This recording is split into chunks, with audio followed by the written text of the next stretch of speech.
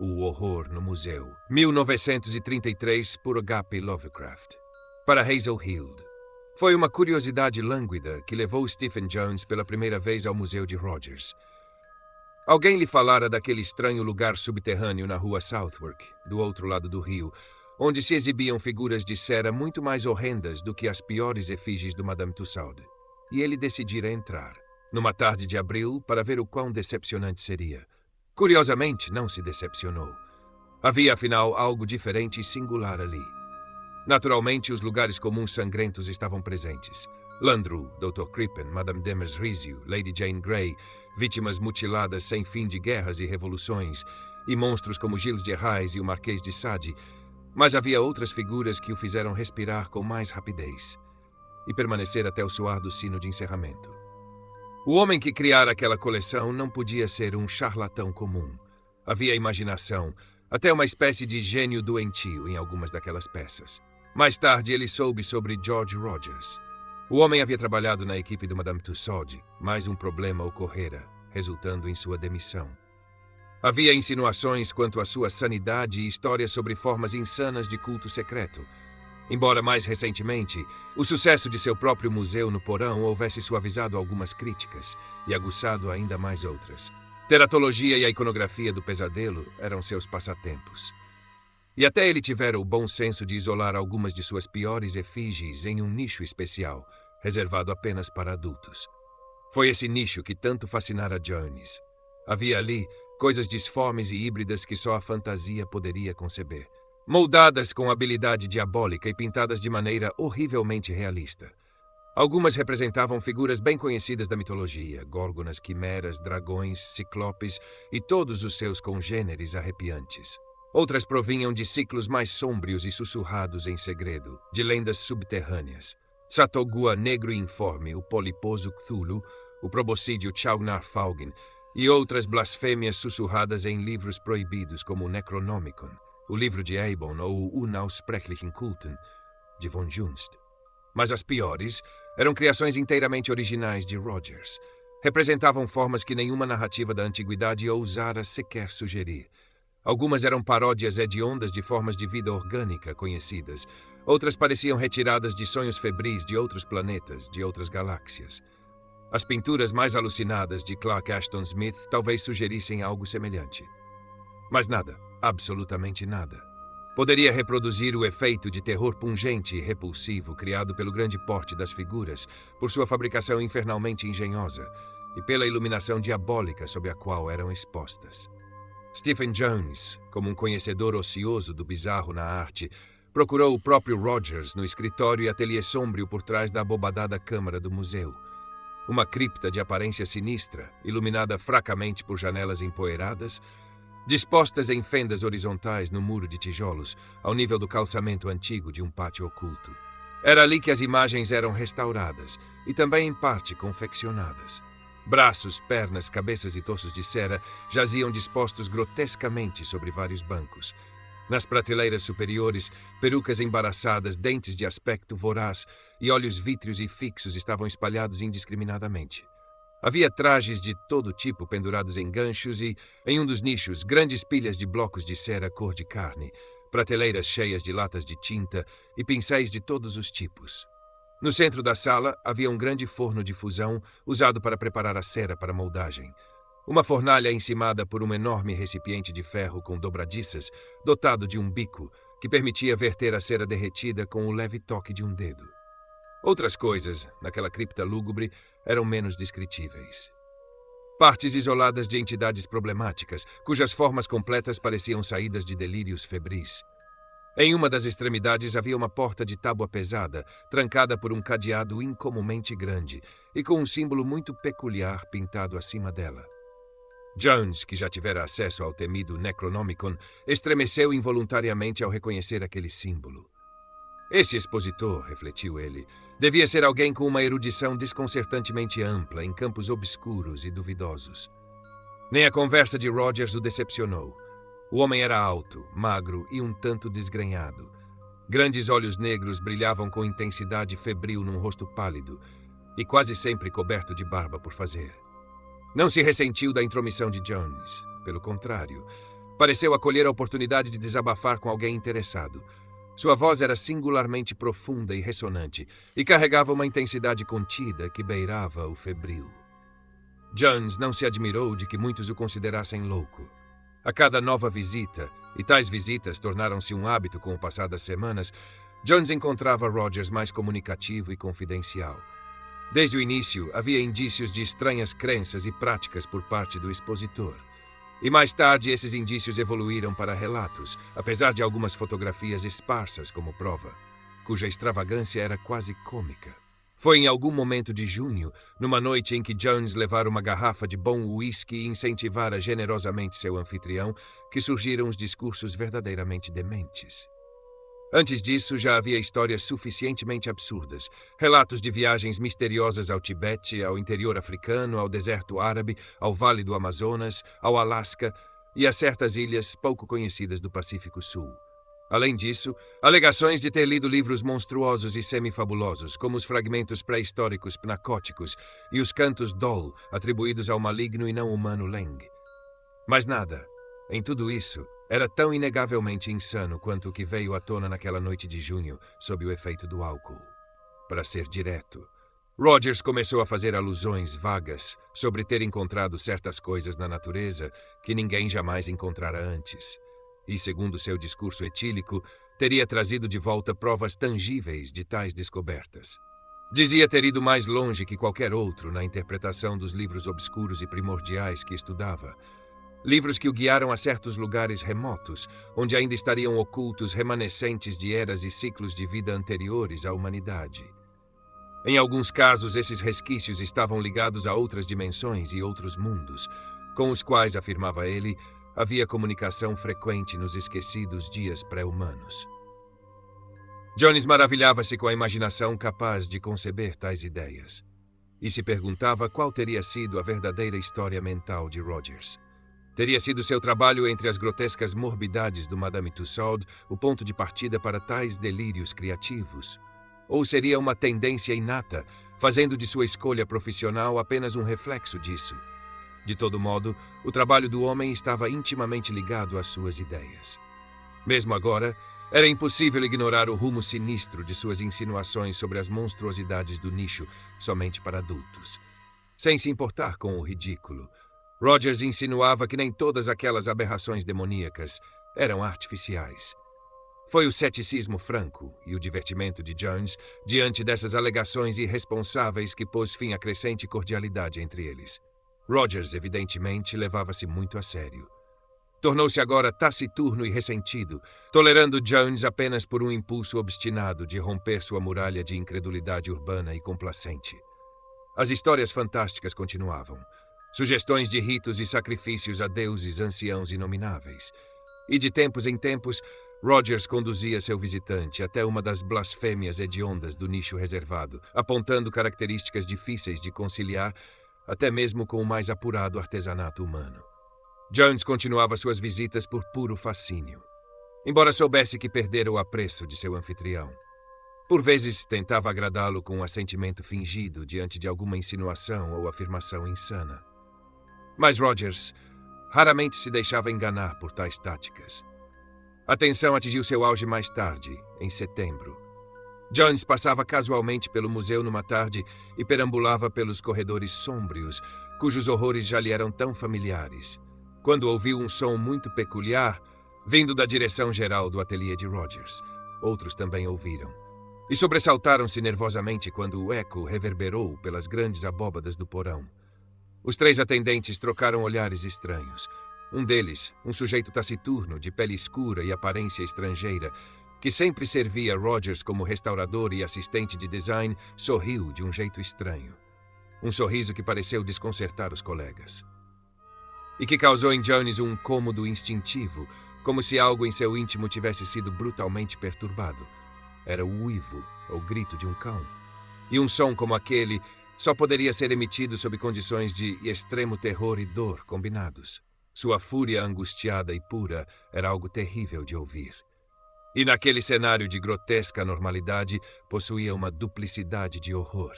Jones lembrou-se de que não era permitido manter cães no museu. Ele estava prestes a ir até a porta que levava ao ateliê, quando o atendente de aparência sômbria o deteve, com uma palavra e um gesto. O Sr. Rogers, disse o homem com uma voz suave, levemente acentuada, ao mesmo tempo apologética e vagamente sardônica, estava ausente, e havia ordens permanentes para não admitir ninguém no ateliê em sua ausência.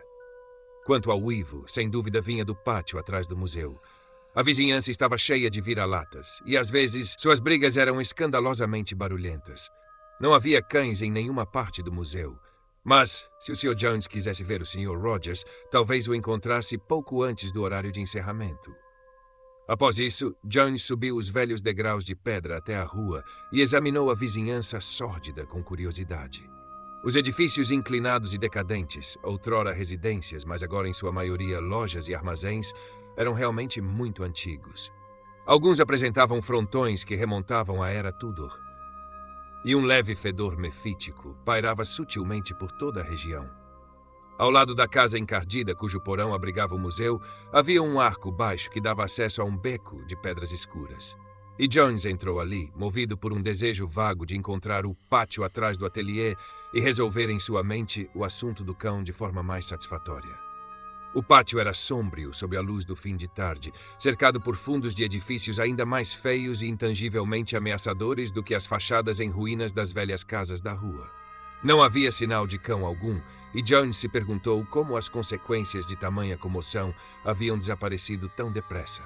Apesar da afirmação do assistente de que não havia cachorro no museu, Jones lançou um olhar nervoso às 3 pequenas janelas do porão.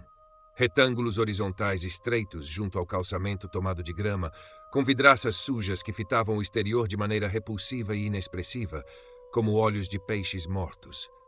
À esquerda delas, uma escada gasta levava a uma porta opaca e fortemente trancada. Um impulso o fez agachar-se sobre os paralelepípedos úmidos e quebradiços para espiar, na esperança de que as grossas cortinas verdes, operadas por longas cordas pendentes, não estivessem fechadas. As superfícies externas estavam cobertas de sujeira, mas ao limpá-las com o lenço, viu que não havia nenhuma cortina obstruindo sua visão.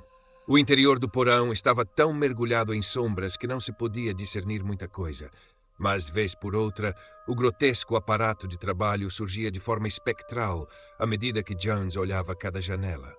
A princípio, parecia evidente que não havia ninguém lá dentro. Contudo, ao espiar pela janela mais à direita, a mais próxima do beco de entrada, notou um brilho de luz no extremo oposto do aposento que o fez parar, perplexo. Não havia razão para haver luz ali.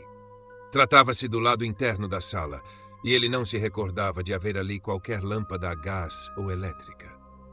Um olhar mais atento revelou que o brilho vinha de um grande retângulo vertical, e então uma ideia lhe ocorreu. Era naquela direção que sempre notara a pesada porta de tábuas com um cadeado anormalmente grande, a porta que nunca se abria e acima da qual fora grosseiramente pintado aquele símbolo hediondo e críptico, extraído de registros fragmentários de uma magia ancestral proibida. A porta devia estar aberta agora, e havia luz lá dentro. Todas as suas antigas especulações sobre onde aquela porta levavam e o que havia atrás dela voltaram com força triplicada e inquietante. Jones vagueou sem rumo pela localidade lúgubre até perto das 6 da tarde, quando retornou ao museu para visitar Rogers.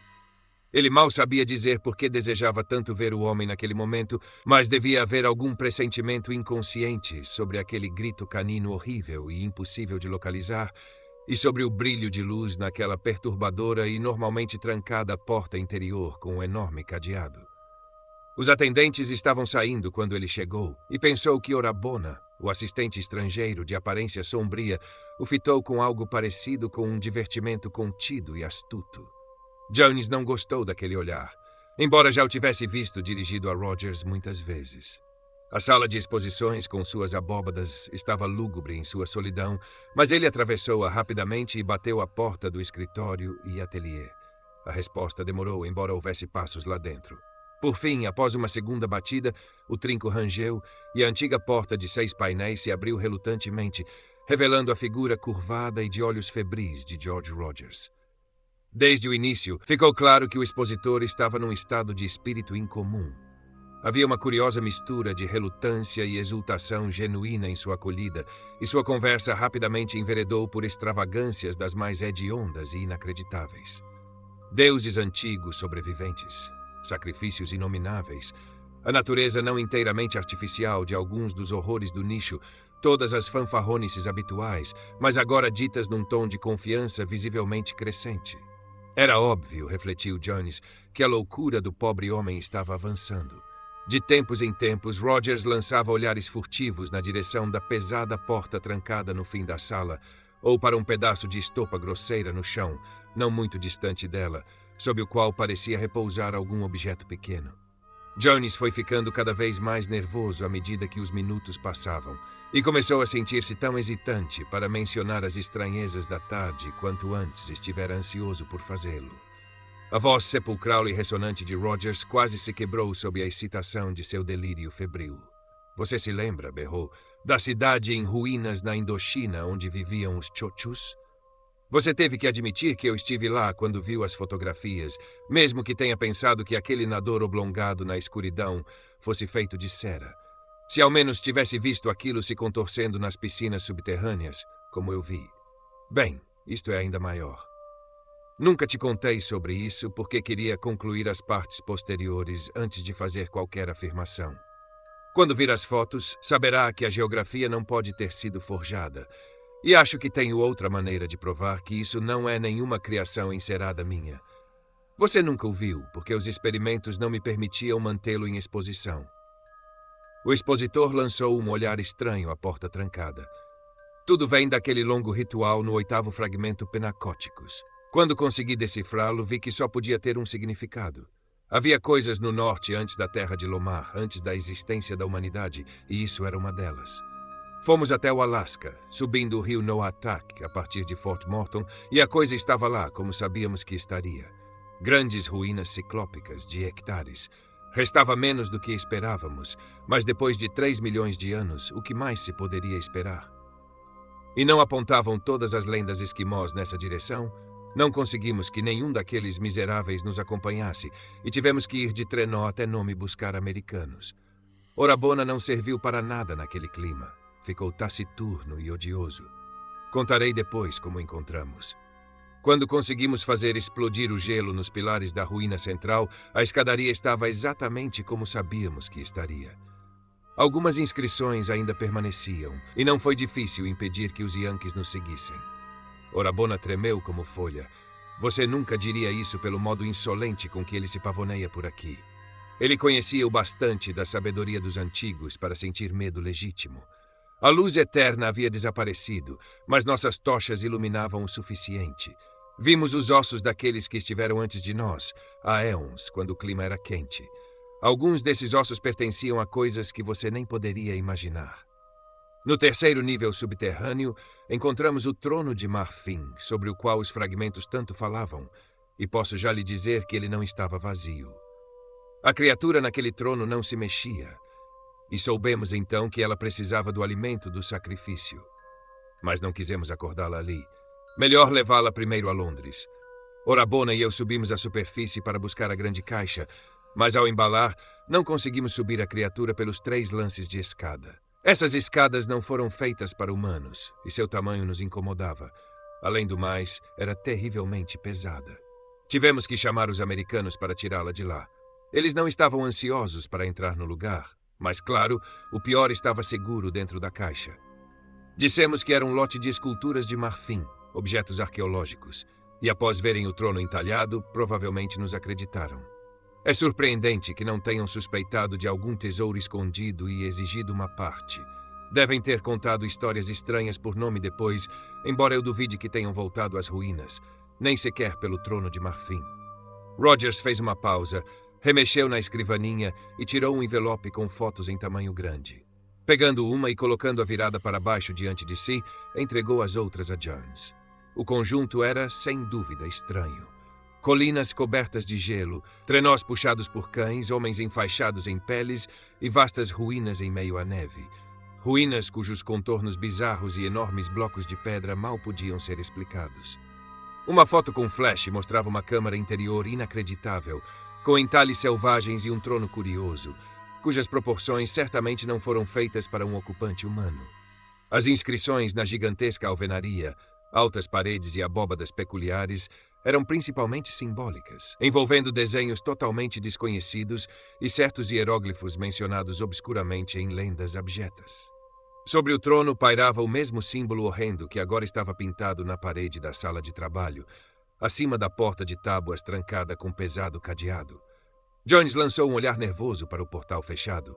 Certamente Rogers visitara lugares estranhos e presenciara coisas ainda mais estranhas. Contudo, aquela imagem interior insana poderia muito bem ser uma fraude, tirada de um cenário teatral muito engenhoso. Não se deve ser crédulo demais. Mas Rogers continuava. Bem, enviamos a caixa de nome a Londres e chegamos sem problemas. Aquela foi a primeira vez que trouxemos algo que poderia realmente ganhar vida. Não a coloquei em exposição, porque havia coisas mais importantes a fazer por ela. Precisava do alimento do sacrifício, pois era um deus. Claro que não consegui lhe proporcionar os tipos de sacrifícios que costumava receber em seus dias, pois tais coisas já não existem. Mas havia outras coisas que poderiam servir. O sangue é a vida, sabe? Até os lêmures e elementais, mais antigos que a Terra, vêm quando o sangue de homens ou bestas é oferecido nas condições certas. A expressão no rosto do narrador tornava-se cada vez mais assustadora e repugnante, de modo que Jones se mexia inquieto na cadeira. Rogers pareceu notar o nervosismo do visitante e prosseguiu com um sorriso nitidamente maligno. Foi no ano passado que a obtive, e desde então venho tentando ritos e sacrifícios. Orabona não ajudou muito, pois sempre foi contra a ideia de despertá-la. Ele a odeia, provavelmente porque tem medo do que ela venha a significar. Carrega um revólver o tempo todo para se proteger, tolo, como se houvesse proteção humana contra ela. Se um dia eu vir sacar essa arma, vou estrangulá-lo. Ele queria que eu a matasse e fizesse uma efígie dela.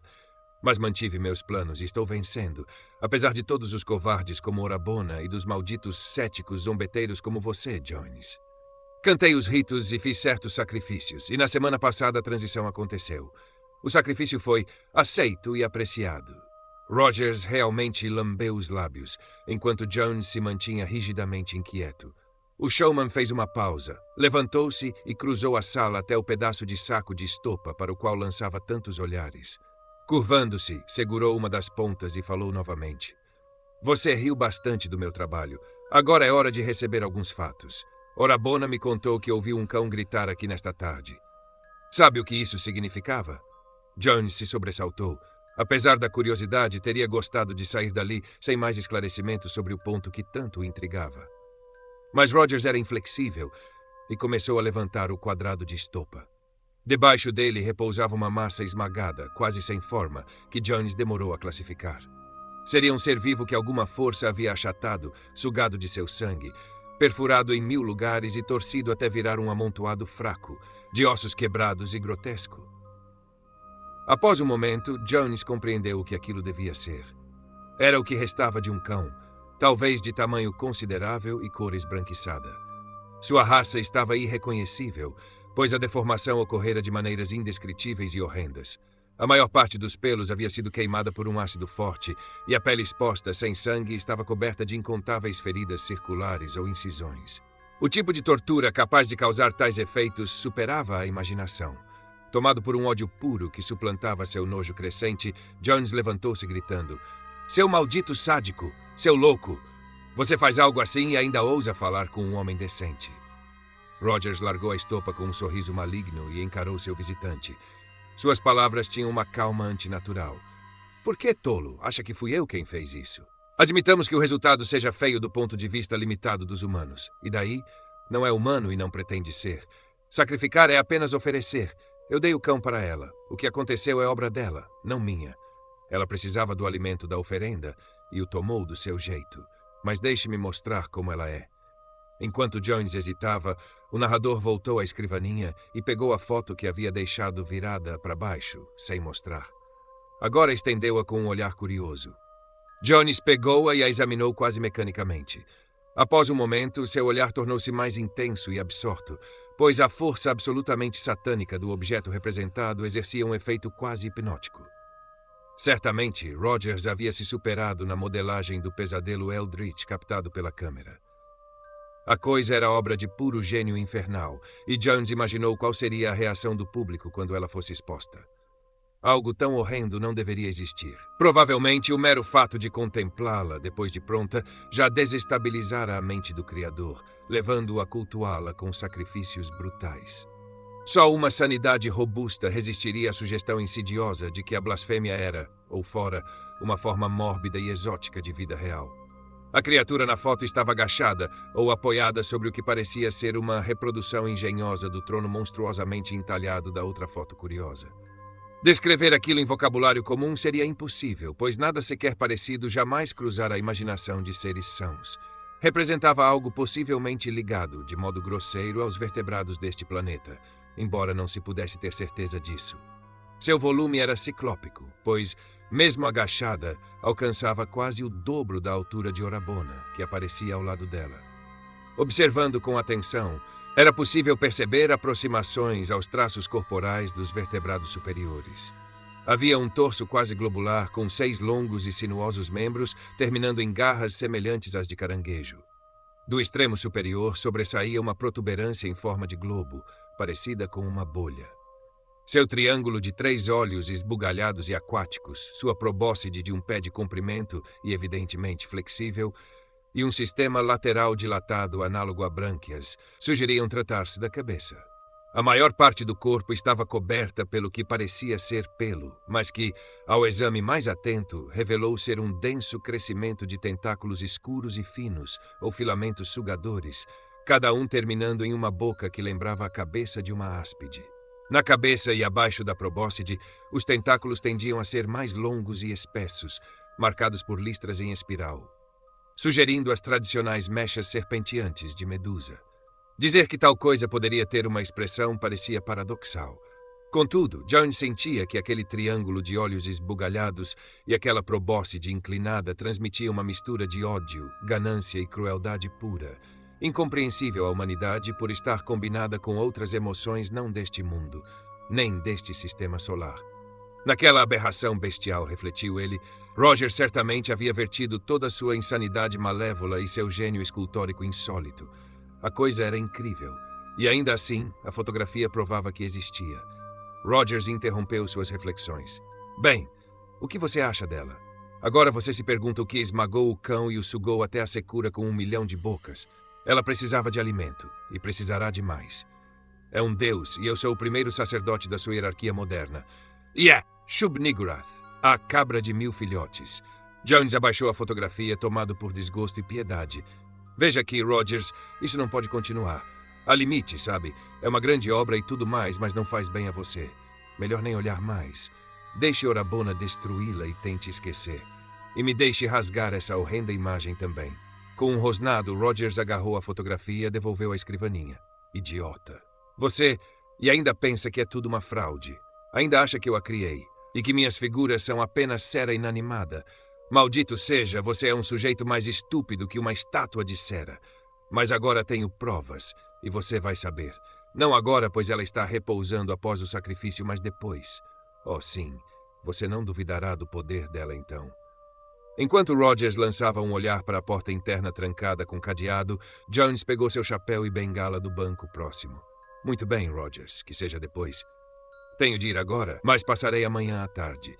Pense bem no meu conselho e veja se não faz sentido. Pergunte a Orabona o que ele acha também. Rogers mostrou os dentes numa espécie de expressão selvagem. Vai embora agora, é? Com medo, afinal. Com medo, apesar de toda a sua conversa ousada.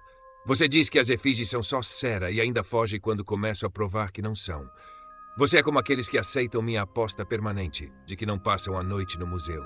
Vêm com coragem, mas depois de uma hora gritam e batem para sair. Quer que eu pergunte a Orabona, é? Vocês dois, sempre contra mim. Querem destruir o futuro reinado terreno dela. Jones manteve a calma. Não, Rogers, não há ninguém contra você. E não tenho medo das suas figuras, embora admire seu talento. Mas estamos ambos um pouco nervosos esta noite e acho que um descanso nos faria bem. Rogers olhou para a saída de seu convidado. Não tem medo, é? Então por que quer ir embora? Diga, você tem coragem de ficar aqui sozinho, no escuro? Qual a pressa, se não acredita nela? Parecia que uma nova ideia havia surgido em Rogers, e Jones o observou atentamente. Bem, não tenho pressa. Mas o que ganharia ficando aqui sozinho? O que provaria? Minha única objeção é que não é confortável para dormir. Qual a vantagem para nós dois? Desta vez, Jones foi quem teve uma ideia. Continuou o conciliador. Veja, Rogers, acabei de perguntar o que provaria se eu ficasse quando sabemos ambos. Provarei que suas efígies são apenas efígies e que não deveria deixar sua imaginação correr solta assim. Suponha que eu fique. Se eu aguentar até de manhã, você concorda em reconsiderar as coisas? Tirar umas férias de 3 meses e deixar Orabona destruir essa sua nova criação? Vamos. Isso não é justo? A expressão de Rogers era difícil de decifrar. Estava claro que pensava rápido. E dentre as várias emoções conflitantes, o triunfo maligno dominava. A voz engasgou ao responder, justo! Se aguentar, seguirei seu conselho. Mas tem de aguentar.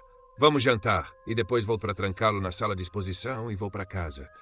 De manhã chegarei antes de Orabona. Ele vem meia hora antes do resto, e verei como está. Mas não tente a menos que esteja muito seguro de seu ceticismo. Outros desistiram. Você tem essa chance. E imagino que um bater na porta externa sempre chamaria um policial. Talvez não goste tanto depois de um tempo. Estará no mesmo prédio, mas não no mesmo quarto dela. Ao saírem pela porta dos fundos para o pátio sombrio, Rogers levou consigo o pedaço de estopa, pesado fardo horrendo. Perto do centro do pátio havia um bueiro, cuja tampa o showman levantou com um gesto quase familiar, assustador. Estopa e tudo, o fardo foi lançado no labirinto cloacal do esquecimento. Jones estremeceu e quase recuou diante da figura magra ao seu lado enquanto saíam para a rua. Por mútuo acordo tácito, não jantaram juntos, mas combinaram se encontrar diante do museu às 11. Jones chamou um táxi e respirou mais aliviado ao cruzar a ponte de Waterloo, aproximando-se da iluminada Strand. O brilho familiar das ruas, o som dos automóveis e o murmúrio distante da cidade pareciam devolver-lhe alguma sanidade. Jantou num café tranquilo e, mais tarde, foi para sua casa em Portland Place, onde tomou banho e reuniu algumas coisas. Tudo parecia real ali, no conforto e na lógica da civilização. Ainda assim, a mente vagava, distraída, imaginando o que Rogers estaria fazendo. Sabia que o escultor possuía uma vasta e sômbria casa na Walworth Road, um lugar dito repleto de livros proibidos, parafernálias ocultistas e figuras de cera que nunca eram mostradas ao público. Também soubera que Orabona, o misterioso assistente, vivia em aposentos separados no mesmo endereço. A imagem daquela morada despertava nele uma inquietação difusa, como uma sombra percebida apenas pelo canto do olho. Às 11 em ponto, encontrou Rogers já à espera, junto à porta do porão na Southwark Street. Poucas palavras foram trocadas. Havia tensão no ar, algo soturno e não dito, e mesmo a habitual altivez de Rogers parecia tingida por um prazer sinistro. Concordaram que a vigília aconteceria na sala abobadada da exposição. Rogers, desta vez, não insistiu para que Jones permanecesse no nicho dos horrores supremos. Limitou-se a apagar todas as luzes do museu com um gesto seco, quase cerimonial. Trancou a porta interna com uma das chaves de seu anel pesado e volumoso. Sem um aperto de mãos, virou-se e desapareceu escada acima. O som de seus passos se afastando foi como um selo. Estava feito. Jones agora estava só. E a longa vigília começava. Mais tarde, imerso na escuridão absoluta da cripta arqueada, Jones amaldiçoou sua ingenuidade infantil por ter aceitado o desafio. Por que, afinal, deixara-se levar? Por que não se limitar a alertar as autoridades? Seria o desejo de ajudar um colega artista? Um impulso mal pensado de provar algo ou de redimir Rogers de sua descida à loucura? Durante a primeira meia hora, Jones acendeu sua lanterna de bolso em intervalos regulares. Mas agora, preferia manter-se na escuridão. A cada vez que o feixe de luz percorria a sala, revelava horrores modelados com precisão doentia. Uma guilhotina manchada, um monstro híbrido de anatomia inconcebível, um rosto pálido e malicioso, um corpo sangrando eternamente de uma garganta cortada. Eram apenas figuras de cera, não eram? Mas mesmo assim, ele preferia o breu ao enfrentamento constante daqueles olhares imóveis e da sugestão de movimento latente.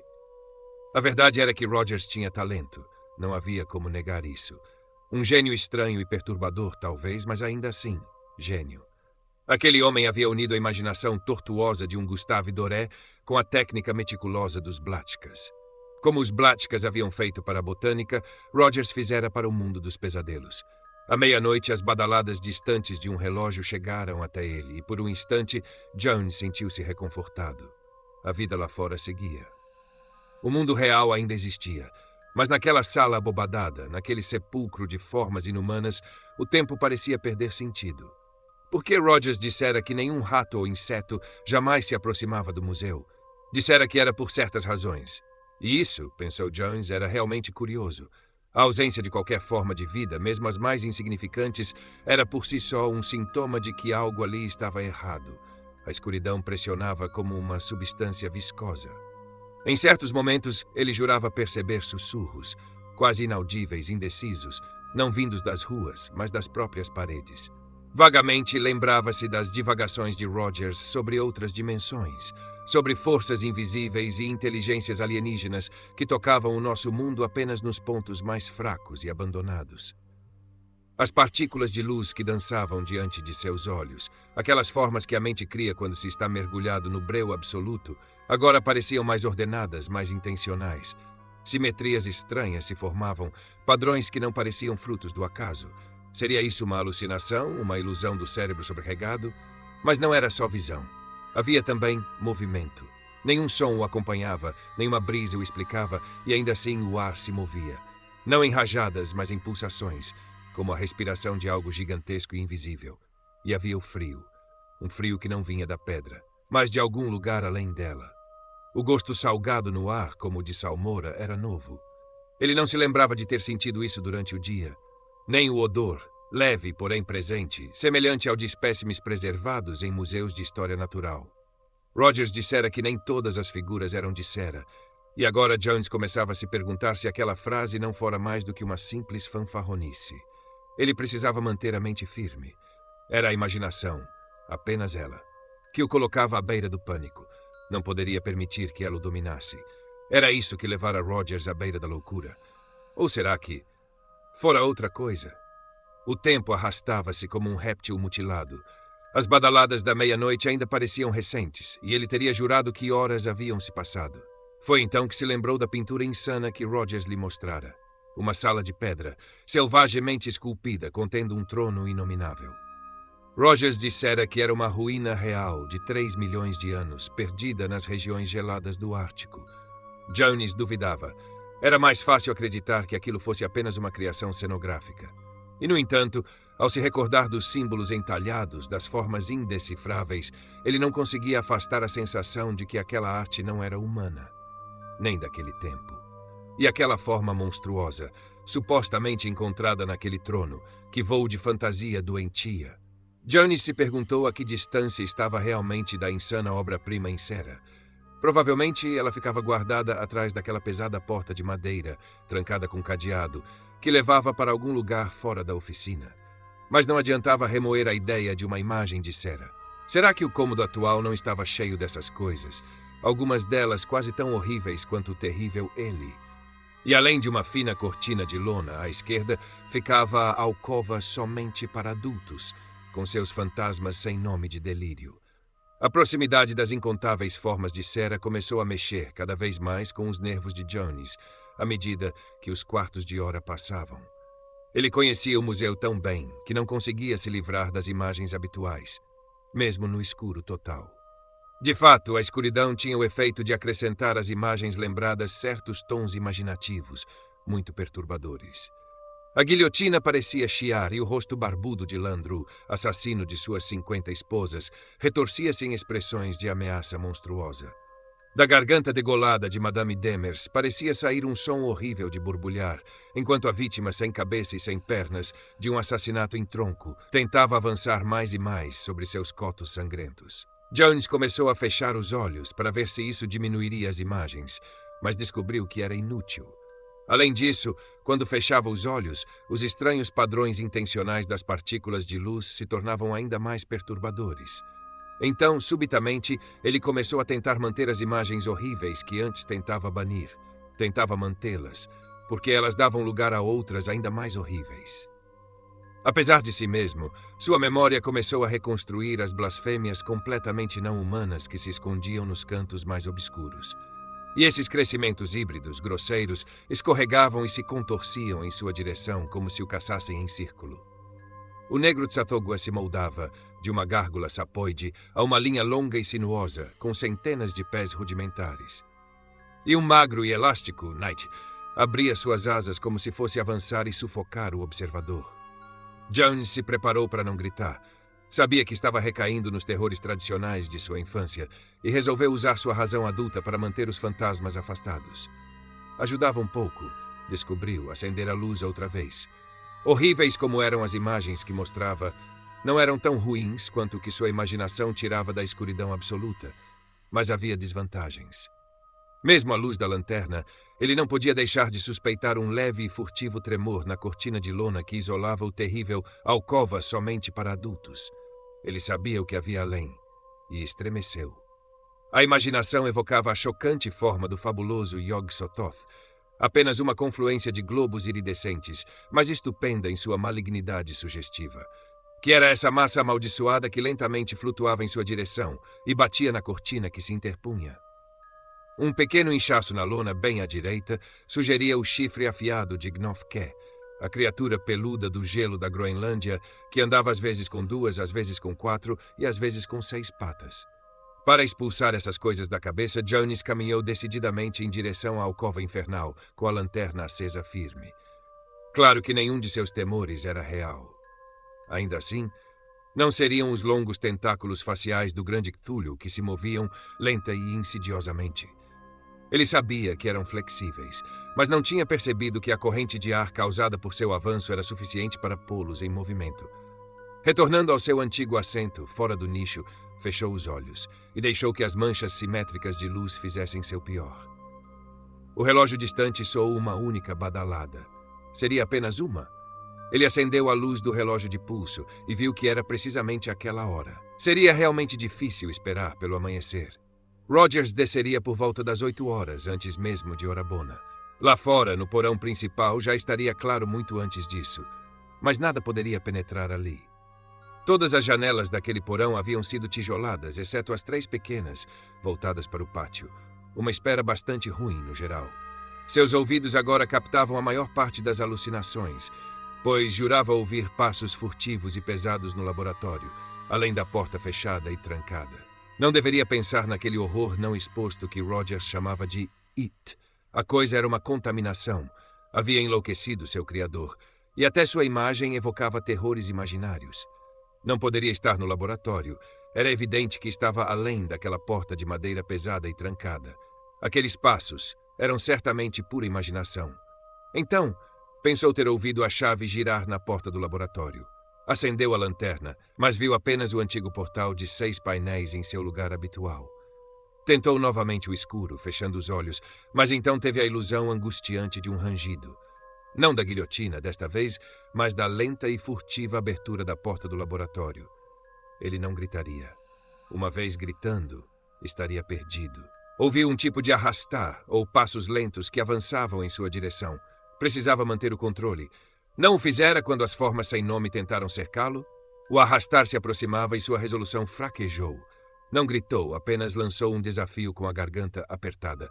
Quem está aí? Quem é você? O que quer? Nenhuma resposta. Mas o arrastar continuava. Jones não sabia o que mais temer, acender a lanterna ou permanecer no escuro enquanto a coisa se aproximava. Sentia que essa coisa era diferente dos outros terrores da noite. Seus dedos e a garganta se mexiam espasmódicos. O silêncio era impossível, e a angústia do breu absoluto tornava-se o pior dos tormentos. Novamente gritou, histérico. Alto! Quem vai aí? Ao acender os feixes reveladores da lanterna. Então, paralisado pelo que viu, deixou cair a lanterna e gritou, não uma, mas muitas vezes. Arrastando-se em sua direção no escuro, estava a forma gigantesca e blasfema de uma coisa negra, nem totalmente símia, nem inteiramente inseto. Sua pele pendia frouxamente sobre o corpo e a cabeça rugosa, de olhos mortos e rudimentar, balançava bêbada de um lado para outro. As patas dianteiras se estendiam com garras abertas e o corpo inteiro estava tenso com uma malícia assassina, apesar da total falta de expressão facial. Após os gritos e o apagão final, a coisa saltou e em um instante Jones estava imobilizado no chão. Não houve luta, pois o observador desmaiara. O desmaio de Jones não deve ter durado mais que um instante. pois a coisa sem nome o arrastava como um macaco pelo escuro quando ele começou a recuperar a consciência. O que o despertou por completo foram os sons que a coisa emitia, ou melhor, a voz com a qual os emitia. Era humana e familiar. Só um ser vivo poderia estar por trás daqueles gritos roucos e febris que entoavam para um horror desconhecido. Uivava: "Venho, ó Antegoth, venho com alimento. Tens esperado muito e foste mal alimentado, mas agora terás o que foi prometido. Isso e mais, pois em vez de Orabona será um de alta linhagem que duvidou de ti. Tu esmagarás e drenarás com todas as suas dúvidas e crescerás forte por isso. E para sempre entre os homens ele será mostrado como monumento à tua glória. Rantegoth, infinito e invencível, sou teu escravo e sumo sacerdote. Tens fome e eu provê-lo-ei. Li o sinal e te guiei para fora. Alimentar-te-ei com sangue e tu me alimentarás com poder.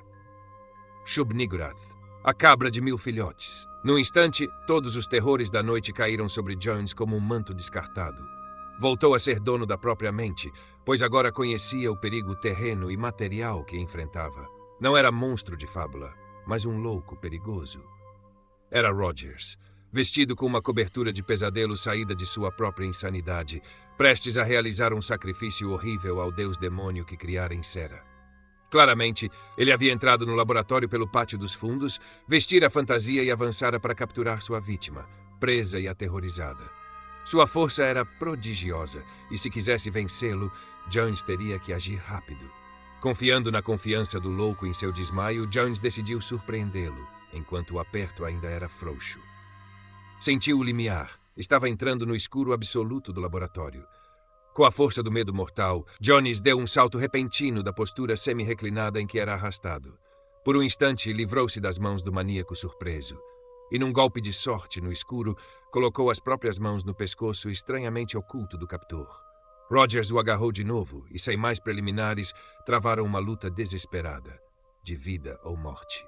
O treinamento atlético de Jones fora, sem dúvida, sua única salvação, pois o agressor louco, livre de todo pudor, decência ou autopreservação, era uma máquina de destruição selvagem tão formidável quanto um lobo ou uma pantera. Gritos guturais às vezes pontuavam a luta horrível no escuro. Sangue jorrava, roupas rasgavam, e Jones finalmente sentiu a garganta do maníaco, desprovida da máscara espectral. Ele não falou uma palavra, mas usou todas as suas forças para defender a vida. Rogers chutava, arranhava, cabeceava, mordia, arranhava de novo e cuspia. Ainda encontrava forças para soltar sentenças. A maior parte do seu discurso era um jargão ritualístico, cheio de referências a It, ou Rantegoth. E para os nervos tensos de Jones, parecia que os gritos ecoavam de uma distância infinita, de resfôlegos e latidos demoníacos. No fim, rolavam pelo chão, derrubando bancos, batendo contra as paredes e contra a fundação de tijolos do forno central de fusão. Até o fim, Jones não podia ter certeza de que se salvaria, mas a sorte finalmente lhe sorriu. Uma joelhada no peito de Rogers causou um relaxamento geral, e um momento depois, ele soube que vencera. Mal conseguindo se sustentar, Jones levantou-se e tropeçou pelas paredes, procurando o interruptor, pois sua lanterna havia sumido, junto com a maior parte da roupa.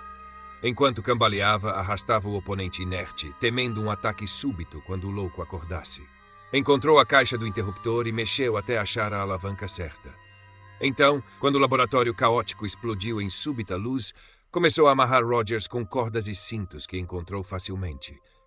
A fantasia do sujeito, ou o que restava dela, parecia feita de um couro estranhamente bizarro.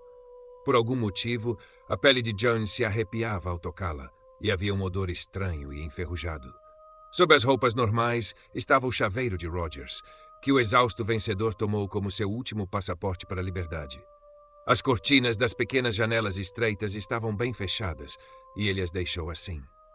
Lavando o sangue da batalha numa pia conveniente, Jones vestiu as roupas mais comuns e menos mal ajustadas que pôde encontrar nos cabides de fantasias.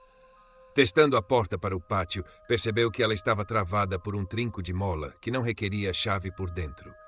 Ainda assim, manteve o chaveiro consigo para poder entrar ao retornar com ajuda, pois claramente o que precisava ser feito era chamar um alienista. Não havia telefone no museu, mas não demoraria a encontrar um restaurante aberto a noite toda, ou uma farmácia onde pudesse conseguir um. Quase abrira a porta para sair, quando uma torrente de insultos horrendos do outro lado da sala lhe disse que Rogers, cujas lesões visíveis se limitavam a um longo e profundo arranhão na bochecha esquerda, havia recuperado a consciência. Imbecil! Prole de North Yiddick e efusão de Cthulhu, filho dos cães que uivam na tormenta de Azathoth. Você teria sido sagrado e imortal e agora está traindo isso e seu sacerdote. Cuidado, pois isso está faminto. Teria sido Orabona, aquele cão traidor maldito pronto para virar contra mim e isso, mas te dou a honra primeiro. Agora ambos devem se cuidar, pois isso não é gentil, seu sacerdote. A vingança está próxima. Você sabe que teria sido imortal? Olhe para a fornalha. Há fogo pronto para acender e cera na chaleira. Eu teria feito contigo o que fiz com outras formas que já viveram. Ei, você que jurou que todas minhas efígies são de cera, teria se tornado uma efígie de cera você mesmo. A fornalha estava pronta. Quando isso tivesse se fartado, e você estivesse como aquele cão que te mostrei, teria feito seus fragmentos achatados e perfurados e mortais. Cera faria isso. Não disse que sou um grande artista. Cera em cada poro, cera em cada centímetro seu. E depois o mundo inteiro olharia para seu cadáver mutilado e se perguntaria como pude imaginar e fazer uma coisa dessas. Ei! E Orabona viria depois, e outros após ele. E assim, minha família de cera teria crescido. Cão, você ainda pensa que fiz todas minhas efígies? Por que não dizer preservadas? Você já sabe onde andei e o que trouxe. Covarde! Você jamais encararia o cambaleante dimensional cuja pele usei para te assustar. A mera visão dele vivo ou mesmo o pensamento completo te mataria instantaneamente de medo. Ele espera faminto pelo sangue que é vida. Rogers, encostado na parede, balançava para frente e para trás em suas amarras. Olha aqui, Jones. Se eu te soltar, você me solta. Isso só pode ser tratado por seu sumo sacerdote. Orabona será suficiente para mantê-lo vivo. E quando ele acabar, farei seus fragmentos imortais em cera para o mundo ver. Poderia ter sido você, mas rejeitou a honra. Não vou mais te incomodar. Me solte e compartilharei contigo o poder que isso me trará. Grande é Hantegoth. Me solte, me solte. Isso está faminto lá além daquela porta. E se morrer, os antigos nunca poderão voltar. Ei! Me solte. Jones apenas balançou a cabeça, embora a monstruosidade das divagações do showman o revoltasse. Rogers, agora encarando loucamente a porta de madeira trancada, batia a cabeça repetidamente contra a parede de tijolos e chutava com os tornozelos firmemente amarrados. Jones temia que ele se machucasse e avançou para amarrá-lo mais firmemente a um objeto fixo. Contorcendo-se, Rogers recuou dele e emitiu uma série de uivos frenéticos cuja monstruosa desumanidade era aterradora e cujo volume era quase inacreditável. Parecia impossível que uma garganta humana pudesse produzir sons tão altos e penetrantes, e Jones sentiu que se aquilo continuasse, não haveria necessidade de telefonar por ajuda. Logo, algum policial investigaria, mesmo considerando a ausência de vizinhos por perto naquele distrito de armazéns deserto. Vzaiei! Uivava o louco. Ikaabou! Hantegoth! Cthulhu Tagin! Ei! Hantegoth! A criatura amarrada que começara a rastejar pelo chão cheio de lixo alcançou a porta trancada e começou a bater a cabeça contra ela com estrondo. Jones temia ter que amarrá-lo ainda mais, desejando não estar tão exausto da luta anterior. Aquela violenta cena pós-conflito mexia horrivelmente com seus nervos, e ele começou a sentir o retorno das inquietações sem nome que tivera no escuro. Tudo sobre Rogers e seu museu era tão infernalmente mórbido e sugestivo de abismos negros além da vida. Era repugnante pensar na obra-prima de cera da anormal genialidade que deveria estar à espreita naquele momento, no escuro além da pesada porta trancada. E então, algo aconteceu que lhe enviou um arrepio adicional pela espinha, fazendo cada fio de cabelo, até mesmo o mais curto na parte de trás das mãos, arrepiar-se com um medo vago e indescritível. Rogers parou de gritar e bater a cabeça contra a porta de tábuas grossas. Ergueu-se quase sentado, com a cabeça inclinada para um lado, como se escutasse algo atentamente. De repente, um sorriso de triunfo diabólico iluminou seu rosto, e ele começou a falar inteligivelmente novamente, desta vez num sussurro rouco que contrastava estranhamente com os anteriores uivos estrondosos. Escute, tolo! Escute bem! Ele me ouviu e está vindo. Você não ouve o barulho dele saindo do tanque lá no final da pista? Eu enterrei fundo porque nada era bom demais para ele. É anfíbio, sabe? Você viu as guelras na imagem. Veio à terra do cinzento chumbo Yugoth, onde as cidades ficam sob o mar profundo e quente. Ele não pode ficar de pé lá. É muito alto, tem que sentar ou agachar. Me deixe pegar minhas chaves. Temos que soltá-lo e nos ajoelhar diante dele. Depois sairemos para encontrar um cão ou gato. Ou talvez um homem bêbado, para dar a ele o alimento que precisa. Não foi o que o louco disse, mas o jeito que disse que desorganizou Jones tão profundamente.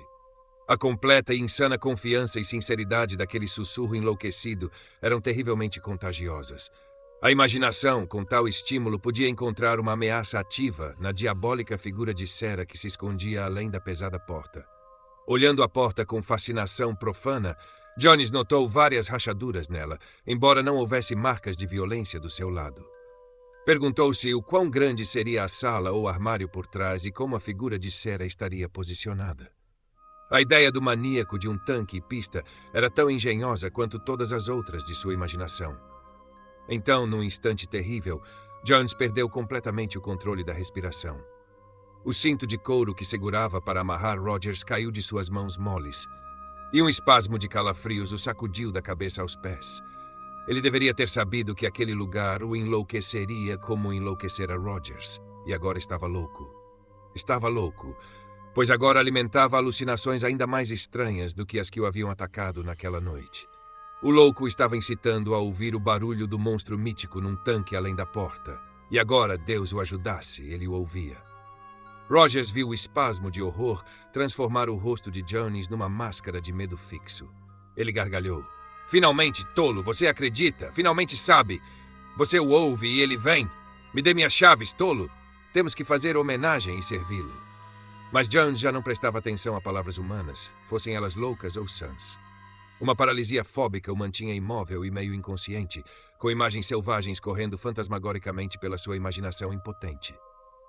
Havia um som de respingos, um som de passos ao arrastar, como de grandes patas molhadas em uma superfície sólida. Algo se aproximava. De suas narinas, pelas frestas daquela porta de tábuas de pesadelo, invadia um fedor animal nauseante, semelhante e ao mesmo tempo diferente do cheiro das jaulas dos mamíferos nos jardins zoológicos de Regent's Park. Ele já não sabia se Rogers estava falando ou não. Tudo que era real tinha se desvanecido, e ele era uma estátua obsessivamente dominada por sonhos e alucinações tão antinaturais que se tornavam quase objetivas e distantes dele. Achava ouvir um farejar ou resfolegar vindo do abismo desconhecido além da porta. E quando um súbito uivo e trombeta irromperam em seus ouvidos, não conseguia ter certeza se vinham do maníaco fortemente amarrado, cuja imagem nadava incerta em sua visão perturbada. A fotografia daquela maldita figura de cera invisível persistia a flutuar em sua consciência. Aquilo não tinha direito de existir. Não tinha sido isso que o enlouqueceu? Enquanto refletia, um novo sinal de loucura o acometeu. Algo, pensou, estava mexendo no trinco da pesada porta trancada com cadeado. Batia, arranhava e empurrava as tábuas. Havia uma batida surda na madeira firme, aumentando de volume. O cheiro era horrível.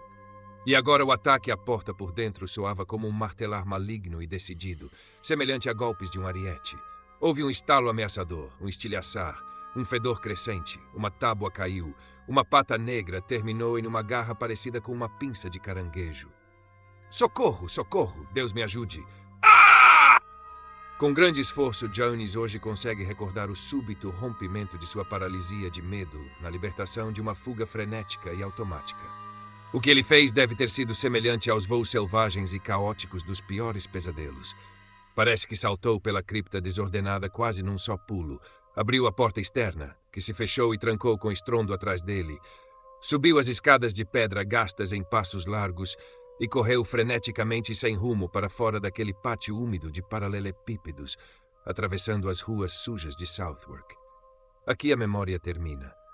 Jones não sabe como chegou em casa e não há evidência de que tenha chamado um táxi.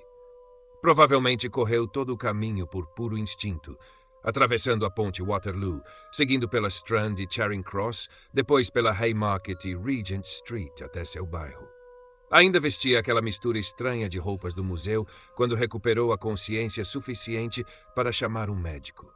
Uma semana depois, os especialistas em nervos permitiram que ele deixasse a cama e caminhasse ao ar livre. Mas ele não contou muito aos especialistas. Sobre toda a sua experiência pairava um véu de loucura e pesadelo, e sentia que o silêncio era seu único caminho. Quando esteve de pé, examinou atentamente todos os jornais acumulados desde aquela noite horrível, mas não encontrou nenhuma referência a algo estranho no museu. Afinal, quanto daquilo fora a realidade? Onde terminava a realidade e começava o sonho mórbido? Sua mente havia se despedaçado naquele escuro salão de exposições? Toda a luta com Rogers teria sido uma febril alucinação? Isso o ajudaria a se recuperar se pudesse esclarecer esses pontos enlouquecedores. Ele devia ter visto aquela maldita fotografia da imagem de cera chamada It, pois nenhuma mente senão a de Rogers poderia ter concebido tal blasfêmia. Demorou 14 dias até que ele ousasse entrar novamente na Southwark Street. Foi no meio da manhã, quando havia mais movimento sadio e tranquilo ao redor das antigas e decadentes lojas e armazéns. A placa do museu ainda estava lá, e ao se aproximar, viu que o lugar estava aberto. O porteiro acenou com a cabeça em reconhecimento amigável, enquanto ele tomava coragem para entrar, e no salão abobadado abaixo um atendente tocou o chapéu com simpatia. Talvez tudo tivesse sido um sonho. Será que ele teria coragem de bater na porta da oficina e procurar Rogers? Então Orabona se aproximou para cumprimentá-lo. Seu rosto escuro e liso tinha uma expressão ligeiramente sardônica, mas Jones sentiu que não era hostil. Ele falava com um leve sotaque. Bom dia, Sr. Jones. Faz tempo que não o vemos aqui. O senhor procurava o Sr. Rogers? Sinto muito, mas ele está ausente. Recebeu notícias de um assunto urgente na América e teve que partir. Sim, foi muito repentino. Agora eu estou no comando, aqui na casa. Tento manter o alto padrão do Sr. Rogers, até que ele volte. O estrangeiro sorriu, talvez apenas por cortesia. Jones mal sabia como responder, mas conseguiu balbuciar algumas perguntas sobre o dia após sua última visita. Orabona pareceu se divertir com as perguntas e escolheu cuidadosamente suas respostas. Ah, sim, Sr. Jones. O dia 28 do mês passado. Lembro por várias razões. De manhã, antes da chegada do Sr. Rogers, entenda, encontrei a oficina uma bagunça. Havia muito para limpar. Houve trabalho até tarde, sabe? Um novo espécime importante passava por seu segundo processo de cozimento. Assumi completamente o controle ao chegar. Foi difícil preparar esse espécime. Mas, claro, o Sr. Rogers me ensinou muito. Ele é, como sabe, um grande artista. Quando chegou, ajudou a completar o espécime. Ajudou muito, garanto. Mas foi embora logo sem nem cumprimentar os funcionários. Como disse, foi chamado de última hora. Reações químicas importantes aconteceram. Houve barulhos altos. Alguns carroceiros no pátio acharam que ouviram vários tiros. Ideia engraçada. Quanto ao novo espécime, é uma pena muito grande. É uma obra-prima, projetada e feita, entende, pelo Sr. Rogers. Ele cuidará disso quando voltar. Orabona sorriu novamente. A polícia sabe. Colocamos o espécime em exposição há uma semana e 2 ou 3 pessoas desmaiaram. Um pobre rapaz teve um ataque epiléptico diante dele. Veja, é um pouco mais forte que os outros. Maior para começar. Claro, estava na ala dos adultos. No dia seguinte, 2 agentes de Scotland Yard examinaram e disseram que era muito mórbido para ser exibido. Disseram que teríamos que removê-lo. Foi uma grande vergonha. Uma obra-prima. Mas não achei justo apelar à justiça na ausência do Sr. Rogers. Ele não gostaria de tanta publicidade com a polícia agora, mas quando ele voltar... Por alguma razão, Jones sentiu uma crescente onda de desconforto e repulsa. Mas Orabona continuava. O senhor é um conhecedor, Sr. Jones. Tenho certeza de que não infrinjo nenhuma lei ao lhe oferecer uma visita privada. Talvez sujeito aos desejos do Sr. Rogers. Um dia destruamos o espécime, mas isso seria um crime. Jones teve um impulso forte de recusar e fugir rapidamente, mas Orabona o puxava pelo braço com o entusiasmo de um artista. A ala dos adultos, cheia de horrores sem nome, não tinha visitantes. No canto mais afastado havia um grande nicho coberto por uma cortina para onde o assistente sorridente avançava. Deve saber, Sr. Jones, que o título deste espécime é O Sacrifício a Huntegoth. Jones estremeceu violentamente, mas Orabona pareceu não notar. O deus informe e colossal é personagem de certas lendas obscuras que o Sr. Rogers estudou. Todo um absurdo, é claro, como o senhor mesmo tantas vezes assegurou ao Sr. Rogers. Supõe-se que tenha vindo do espaço sideral e vivido no Ártico há 3 milhões de anos. Tratava seus sacrifícios de maneira bastante peculiar e horrenda, como verá. O Sr. Rogers o fez diabólica e realista, até mesmo no rosto da vítima. Agora tremendo violentamente, Jones agarrou-se ao corrimão de latão diante do nicho com a cortina. Quase tentou impedir Orabona quando viu a cortina começar a abrir-se, mas algum impulso conflitante o deteve. O estrangeiro sorriu triunfante. Contemple, Jones cambaleou, apesar da firmeza do seu aperto no corrimão. Deus! Grande Deus! Com cerca de 3 metros de altura, apesar da postura cambaleante e agachada, expressando uma malignidade cósmica infinita, uma monstruosidade de horror inacreditável avançava a partir de um trono ciclópico de marfim coberto por grotescas esculturas. Entre o par central de suas 6 pernas, sustentava algo esmagado, achatado, distorcido, sem sangue, crivado por 1 milhão de perfurações e, em alguns pontos, queimado como por um ácido pungente. Apenas a cabeça mutilada da vítima, pendendo de cabeça para baixo de um lado, revelava que aquilo fora algo humano. O monstro em si não precisava de título para quem já havia visto certa fotografia infernal. A maldita imagem fora fiel demais, mas não podia carregar o horror completo da gigantesca realidade. O torso globular, a sugestão de uma cabeça em forma de bolha, os 3 olhos peçonhentos, a probóscide de um pé de comprimento, as guelras salientes, a monstruosa capilaridade de ventosas semelhantes a cobras, os 6 membros sinuosos com patas negras e garras como de caranguejo. Deus, a familiaridade daquela pata negra terminando em garra de caranguejo. O sorriso de Orabona era completamente amaldiçoado. Jones engasgou e fitou o horrendo exemplar com uma fascinação crescente que o confundia e perturbava. Que horror meio revelado o prendia e o forçava a olhar mais tempo e a buscar detalhes. Aquilo havia enlouquecido Rogers. Rogers, o supremo artista. Dizia que não eram artificiais. Então localizou o que o prendia. Era a cabeça pendente da vítima de ser esmagada e algo que ela implicava. Aquela cabeça não estava totalmente desprovida de rosto, e aquele rosto era familiar. Era como o rosto louco do pobre Rogers. Jones olhou mais de perto, sem saber bem por que era impulsionado a isso. Não seria natural que um egocêntrico louco moldasse seus próprios traços em sua obra-prima? Haveria algo mais que a visão subconsciente captara e reprimira em puro terror? A cera do rosto mutilado fora trabalhada com habilidade ilimitada. Aqueles furos, como reproduziam perfeitamente as inúmeras feridas de algum modo infligidas àquele pobre cão. Mas havia algo mais. Na bochecha esquerda podia-se distinguir uma irregularidade que parecia fora do esquema geral, como se o escultor tentasse esconder um defeito do primeiro molde.